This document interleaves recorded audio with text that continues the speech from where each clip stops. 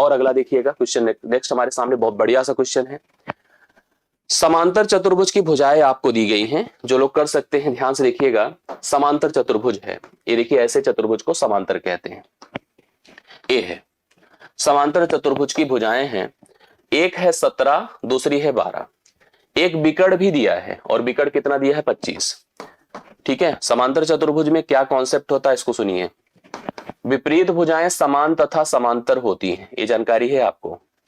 ये समांतर चतुर्भुज है जिसमें दो भुजाएं हैं संगत और विकर्ण दिया है। हमसे उसका क्षेत्रफल पूछा है। क्या पूछा है? क्षेत्रफल। कुछ बातें दिमाग में रखिए। अगर ये 17 है तो कन्फर्म में भी 17 होगा, ये 12 है तो ये भी 12 होगा, बराबर होती। विपरीत भुजाएं समान तथा समांतर होती हैं। विकर्ण चतुर्भुज को दो बराबर त्रिभुजों में बांट देता है, मतलब इस त्रिभुज एबीसी का क्षेत्रफल एडीसी के क्षेत्रफल के बराबर, मतलब ए और ए भाग दोनों बराबर होंगे। मुझे अगर एरिया फाइंड करना है तो हम किसी त्रिभुज का निकाल लें। हम अगर एबीसी का निकाल लें और उसी का डबल कर दें तो पूरे चतुर्भुज का क्षेत्रफल प्राप्त हो जाएगा।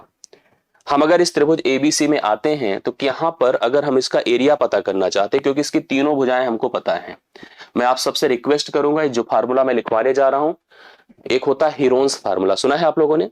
हीरोन्स फार्मूला तैयार कर लीजिए। क्या होता है बताइए? Heron's formula under root area के लिए किसी त्रिभुज में under root S, S minus A, S minus B, S minus C होता है कि नहीं होता है? अब आप कहोगे सर यस क्या होता है?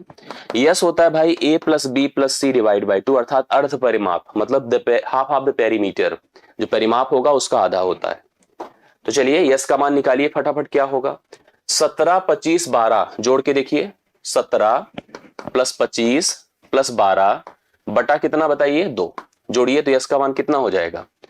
10, 20, 30, 10, 40, 40 7 47, 47 5 52, 2 54, 54 बटा 2 करिए 27 आएगा। यस का मान भाई 27 हो गया। यस का मान 27 हो गया। अब हम अगर एरिया निकाल रहे हैं तो अंडर रूट देखो क्या होगा? 27 ना। मैं इस त्रिभुज का निकाल रहा हूं जो यह मैंने जनरेट किया है, इसका मैं डबल करूंगा, पूरे चतुर्भुज का हमें क्षेत्रफल ज्ञात हो जाएगा।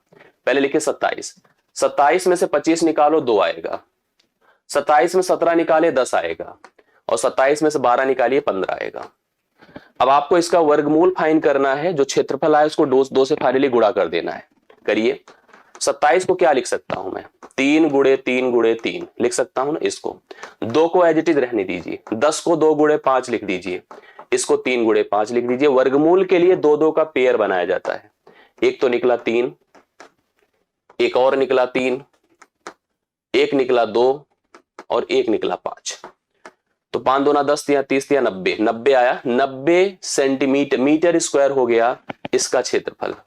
90 अगर इसका है भैया तो 90 ही इसका होगा, अर्थात 90 90 180 हो जाएगा। पूरे चतुर्भुज का क्षेत्रफल 180 हो जाएगा। अगर हमने क्या बताया आपको कि अगर एक चतुर्भुज, क्योंकि विकर्ण और दो भुजाओं की मदद से हम एक चतुर्भुज का क्षेत्रफल एक त्रिभुज का क्षेत्रफल ज्ञात कर दें, तो विकर्ण हमेशा किसी भी समांतर चतुर्भुज को 2 बराबर क्षेत्रफलों में डिवाइड कर देता है, 2 बराबर क्षेत्रफलों में। तो एक का अगर हमने देखा कि 90 आया है तो डबल कर दिया तो 180 आ जाएगा, तो पूरे चतुर्भुज का क्षेत्रफल 180 हो गया।